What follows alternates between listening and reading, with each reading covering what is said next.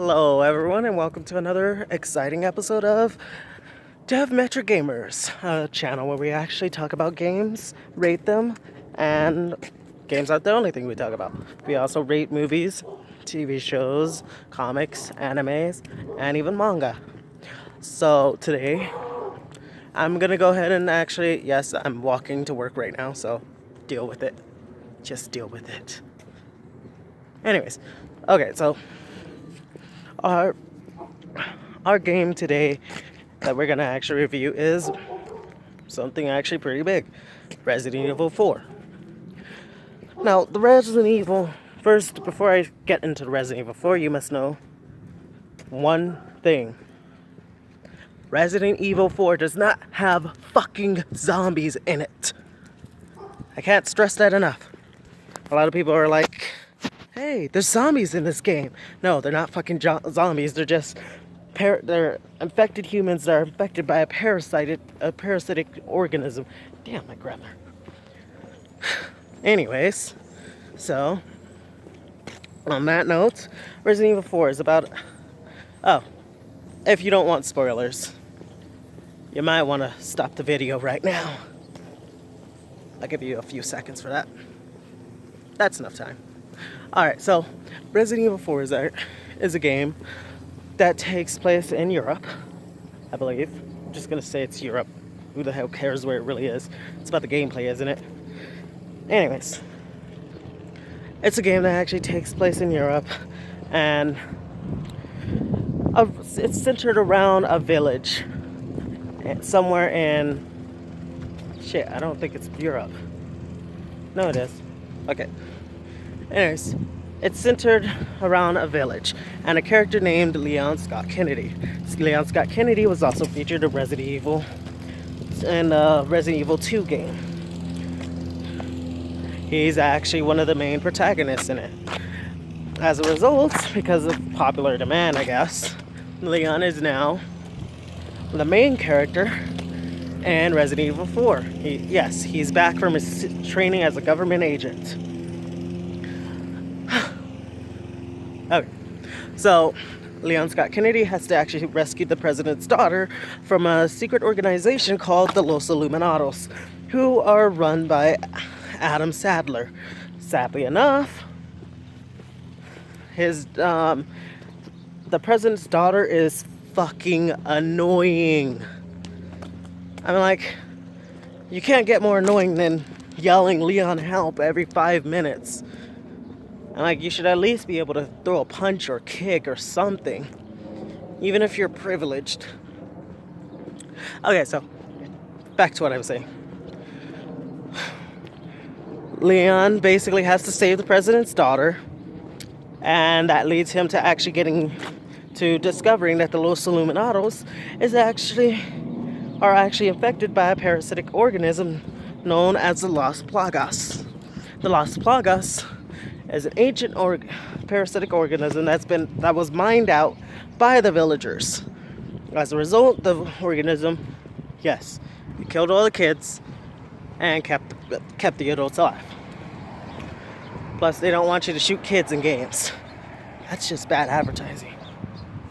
So, as a result, they're all basically stuck in a hive mind state where they basically only obey one person, and that's Adam Sandler, who has the I want to say parasitic leader organism.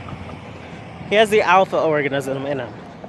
Point is, Adam Sandler is the main antagonist of the series. Well, of the game.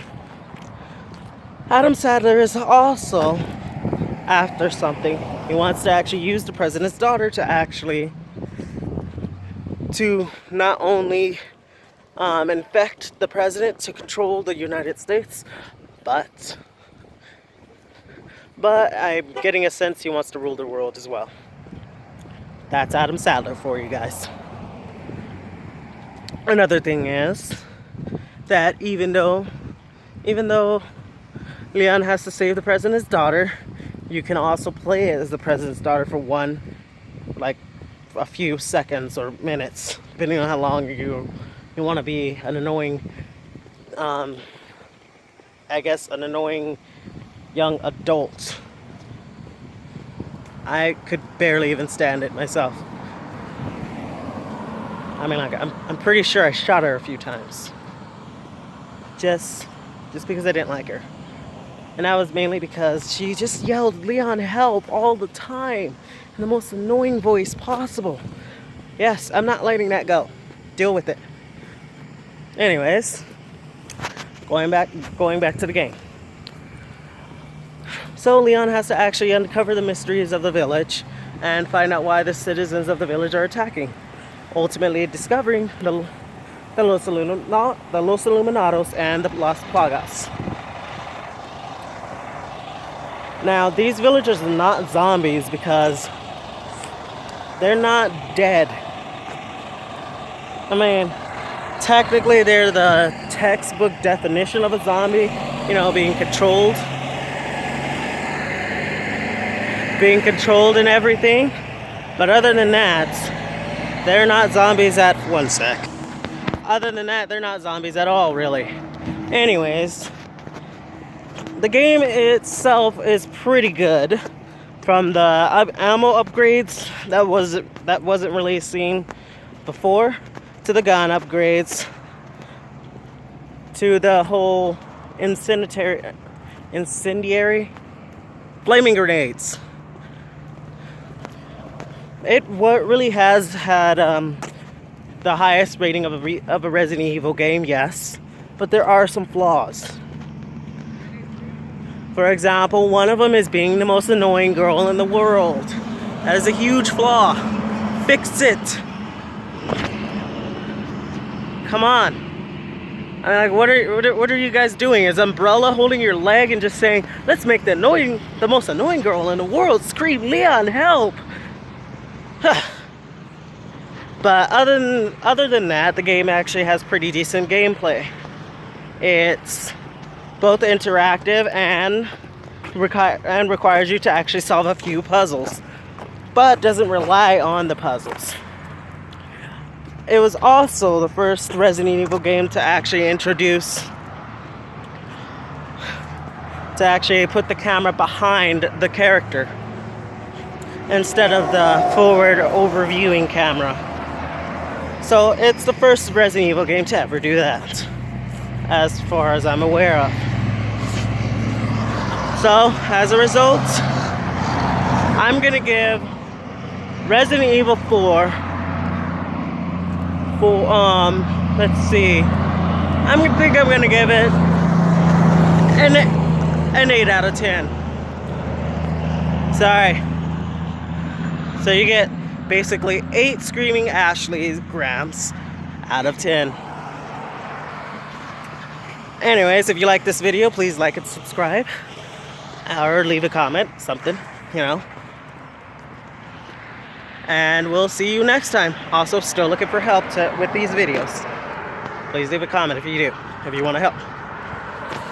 And see you next time on Death Metric Games.